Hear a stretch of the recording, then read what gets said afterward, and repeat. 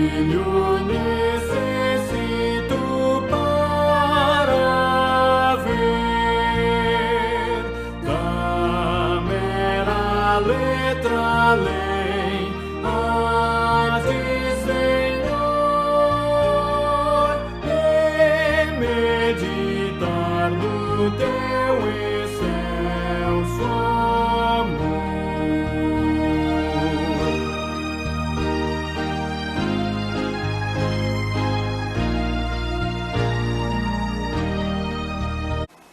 Boa noite, meus queridos. Mais uma vez estamos de volta no nosso estudo bíblico desta quinta-feira, onde nós ainda estamos retratando, falando um pouco sobre os evangelhos, que nós vimos semana passada, que existem 4 evangelistas falando sobre o Evangelho de Jesus Cristo, pois há um só Evangelho no Novo Testamento, e hoje nós vamos falar sobre Marcos.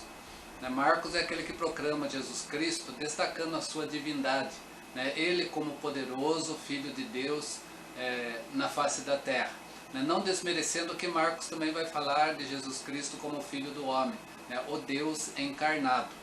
Esses dois aspectos são importantes nesse livro para vermos o motivo de Marcos estar dando força e destaque a esse momento na vida de Jesus. Jesus é visto então como mais que o filho de Davi, que nós vimos no livro de Mateus. Mateus ele destaca Jesus como filho de Davi, pois Mateus está escrevendo para um grupo de judeus e ele quer convencer esses judeus de que Jesus era o Messias enviado e esperado pelos judeus. Por isso ele destaca muito Jesus vindo de Abraão, e depois Jesus também como o descendente de Davi. Isso não é tão forte na característica do livro de Marcos. Marcos capítulo 12, verso 35 a 37 vai dizer assim, Jesus até mesmo falando sobre esse aspecto. Jesus ensinando no templo perguntou: como dizem os escribas que o Cristo é filho de Davi? Essa pergunta seria pertinente e fácil de entender no Evangelho de Mateus, mas Marcos ele não tem esse interesse para o grupo a quem ele está falando, por isso ele coloca essas palavras também em Jesus Cristo, mostrando Jesus Cristo fazendo essa pergunta ali no templo para aqueles que estão ao seu lado, dizendo dessa forma: como dizem os escribas que o Cristo é o filho de Davi? E aí ele fala: o próprio Davi falou pelo Espírito Santo, disse o Senhor ao meu Senhor: senta-se à minha direita, até que eu ponha os seus inimigos debaixo dos seus pés. O próprio Davi chama o Cristo de Senhor. Então, como ele pode ser filho de Davi?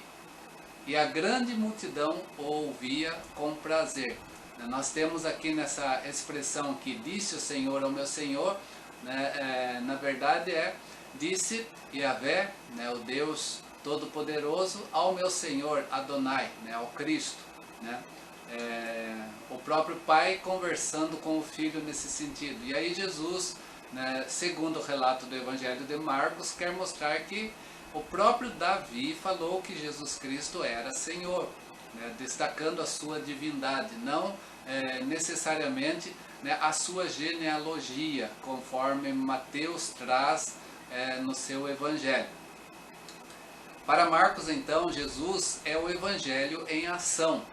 Por isso, seus interesses em trazer a identidade de Jesus como Filho de Deus.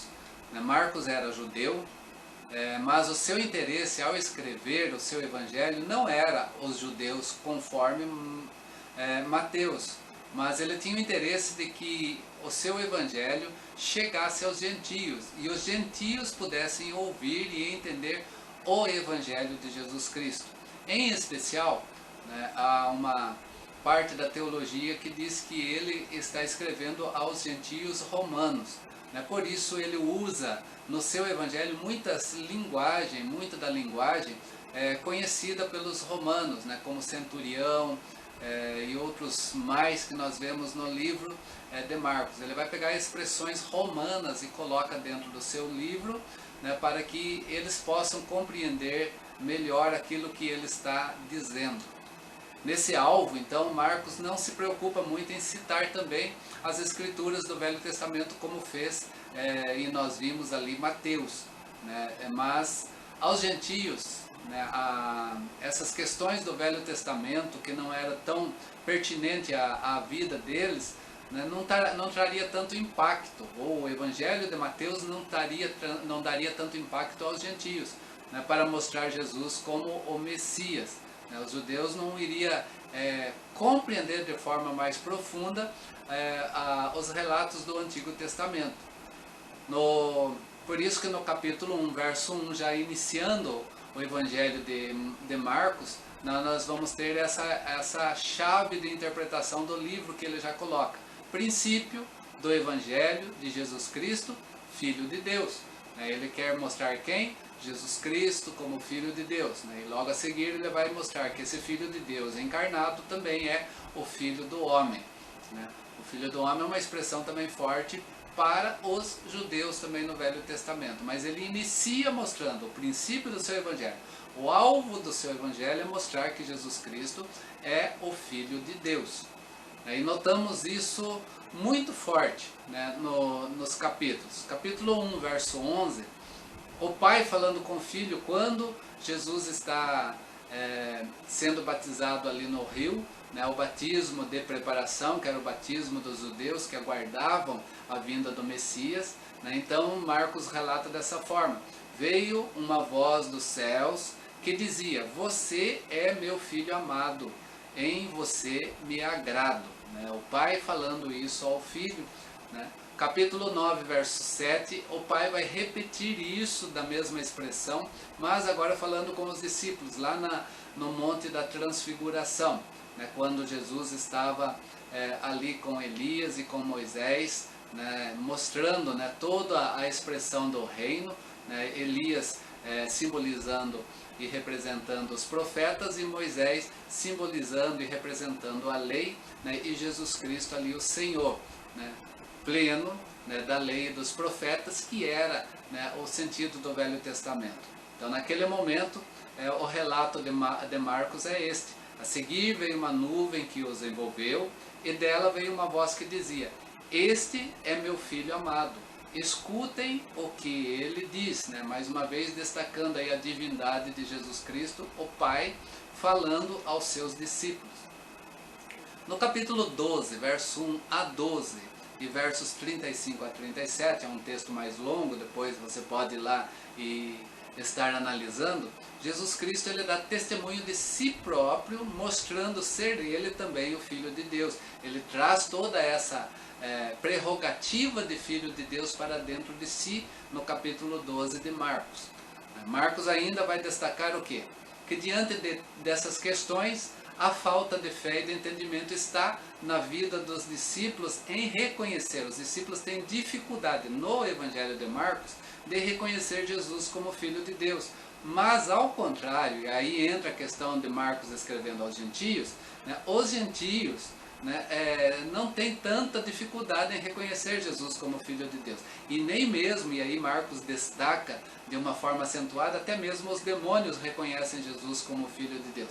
Mas os discípulos, né, que são, vamos falar, uma classe judaica naquele momento, né, tem dificuldade no Evangelho de Marcos de entender Jesus Cristo como o Filho de Deus. Né. Capítulo 15, um exemplo, verso 39, o centurião, que é um gentio romano. E diz assim o texto: o centurião que estava em frente de Jesus, vendo que assim havia expirado, disse: verdadeiramente este homem era o Filho de Deus. Quando da crucificação de Jesus, nós vamos ver o reconhecimento do centurião nesse momento. Capítulo 1, 24, conforme eu disse com relação no Evangelho de Marcos, o Evangelho de Marcos mostra muitos demônios nesse sentido, reconhecendo Jesus, para mostrar a incredulidade daqueles que estavam ao lado de Jesus, que não os reconhecia. Então vai destacar alguns momentos, né, a declaração, né, até mesmo essa declaração de que Jesus é o Filho de Deus na boca dos demônios, reconhecendo, mas as pessoas se admiram, as pessoas perguntam, interrogam, mas não conseguem compreender. Isso é próprio do livro de Marcos também, né, para mostrar depois lá na frente, né, um milagre de Jesus, quando ele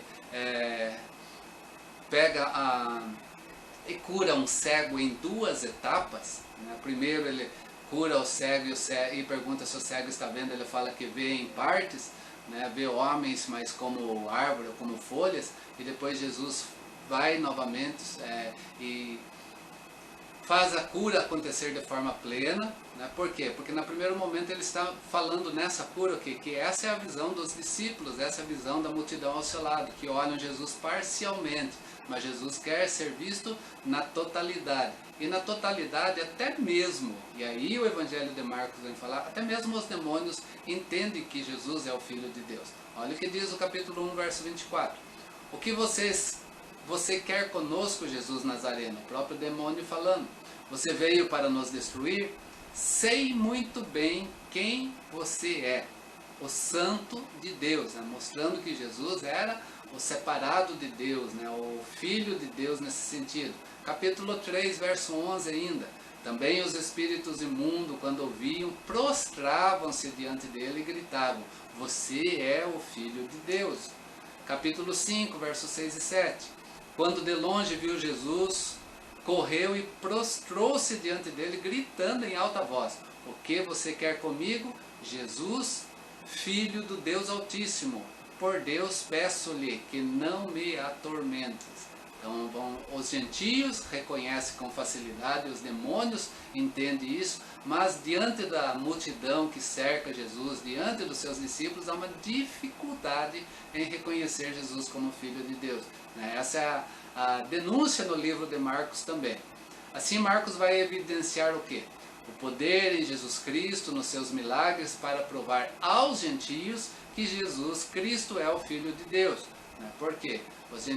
Para os gentios isso era mais simples e mais fácil deles reconhecerem no ministério de Jesus, né, naquele momento de Jesus sobre a face da terra, que ele era o Filho de Deus através dos seus milagres. Marcos ele foi muito influenciado pelo apóstolo Pedro. O seu evangelho ele vai refletir, né, a pregação e a personalidade também de Pedro. Pedro tem um destaque nesse evangelho também.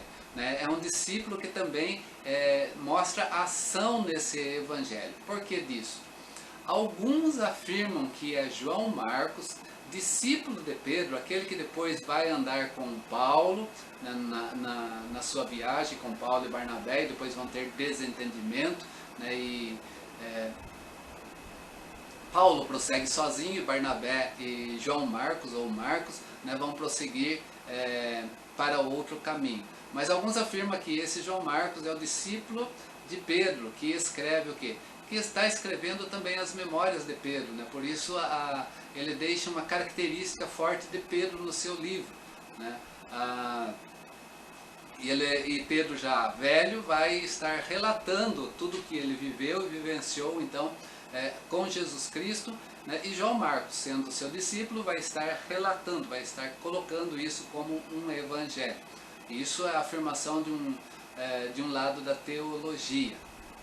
Outro termo no Evangelho vai lembrar o que? Daniel capítulo 7, verso 13 e 14. Aí entra o termo Filho do Homem, que é muito forte também no Velho Testamento. Né? E Daniel vai trazer um relato sobre isso, né? Quando ele escreve no capítulo 7, verso 13 e 14, dessa forma. Eu estava olhando nas minhas visões da noite, e eis que vinha das nuvens do céu alguém como filho do homem, como um filho do homem.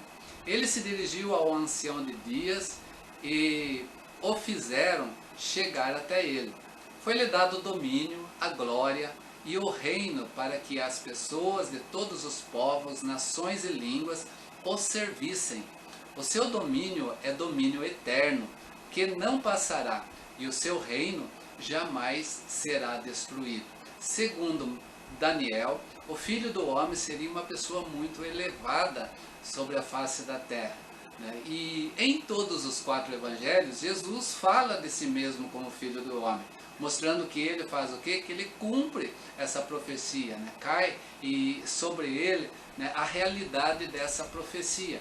E Marcos é o evangelho que proclama também Jesus como poderoso Filho de Deus e o apresenta como Filho do Homem, mais precisamente nessa mesma força de expressão de Daniel capítulo 7. Olha o que diz capítulo 3, verso 26. Então verão o Filho do Homem vindo nas nuvens com poder e glória, conforme nós vimos lá no relato de Daniel.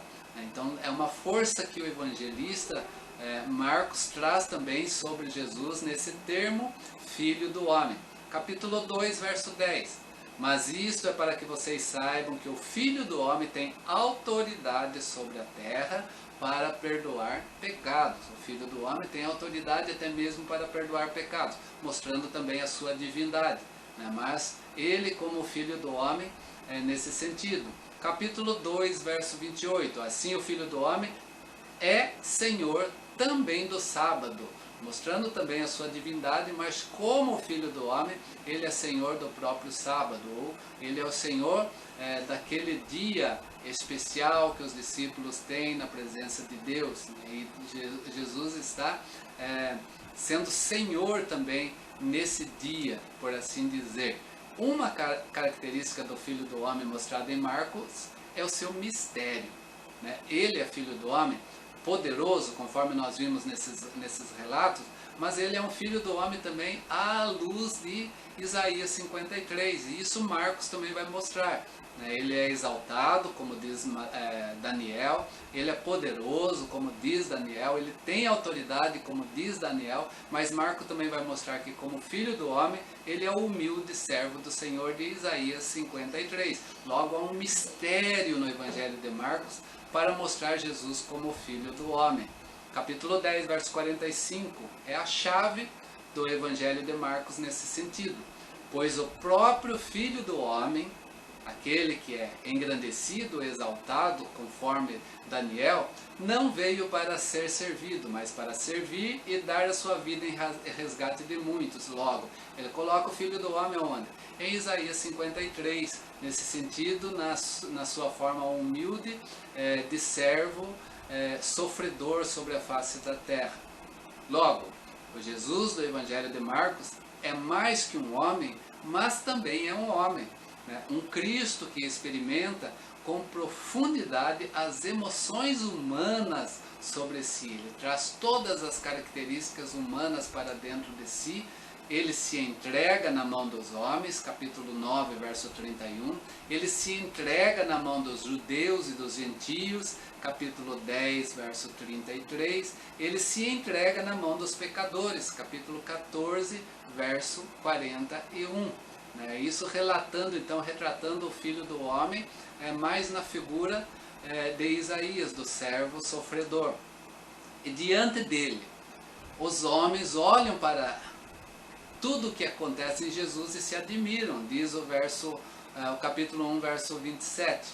Também o próprio Cristo se admira ao olhar a reação das pessoas, né? Porque ao olhar a reação das pessoas ao seu lado, quando ele se faz mostrar no Evangelho, o Evangelho de Marcos faz Jesus mostrar, mostra também a admiração do próprio Cristo pela incredulidade daqueles que estão ao seu lado, até mesmo dos seus discípulos.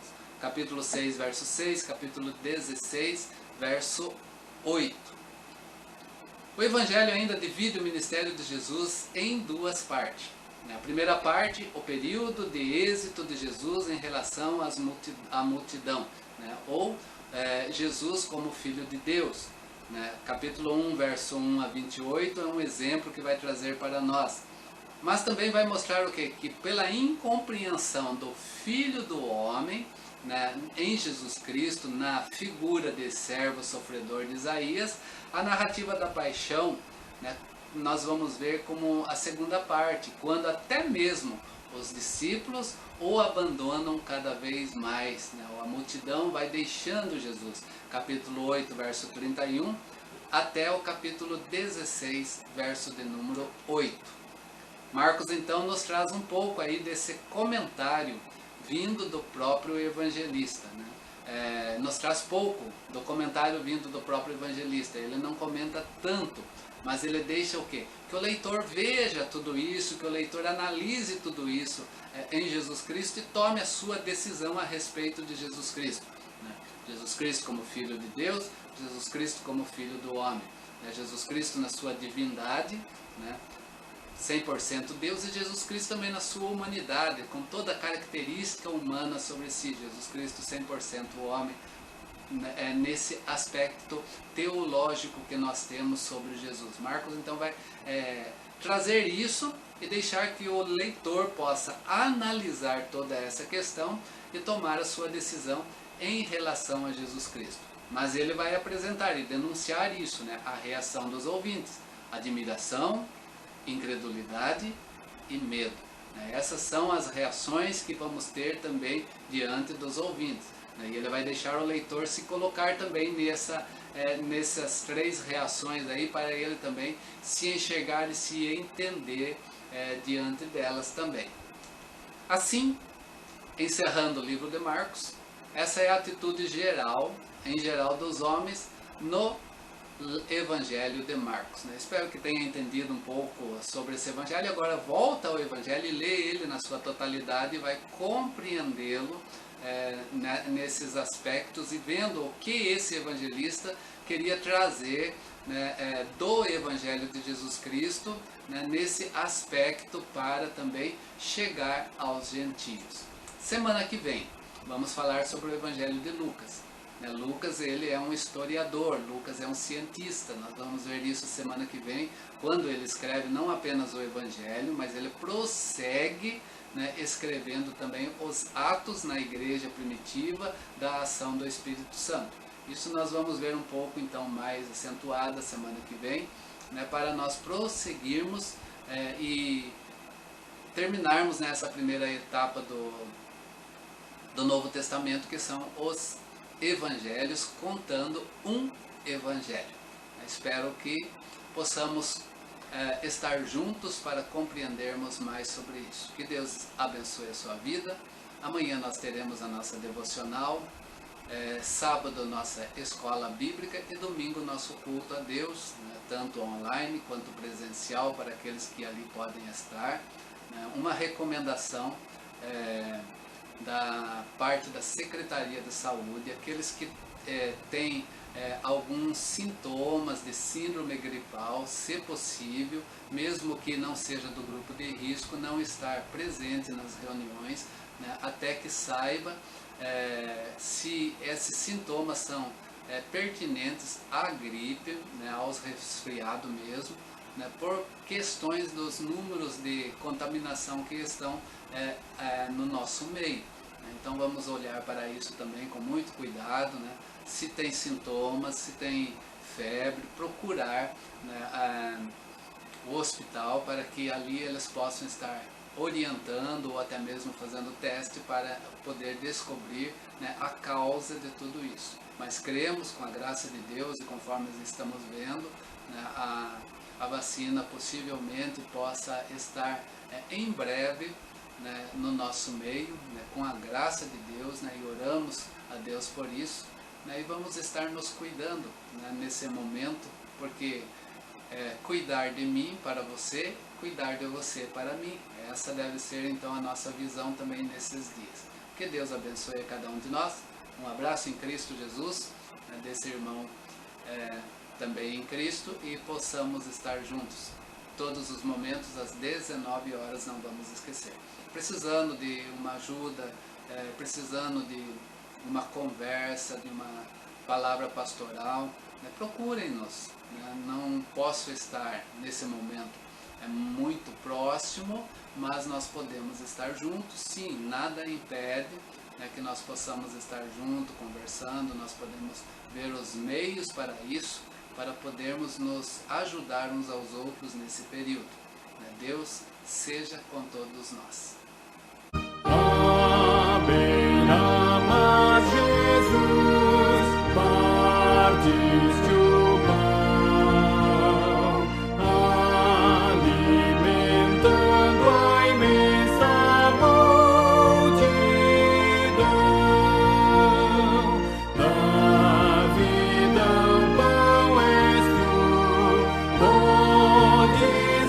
nascer.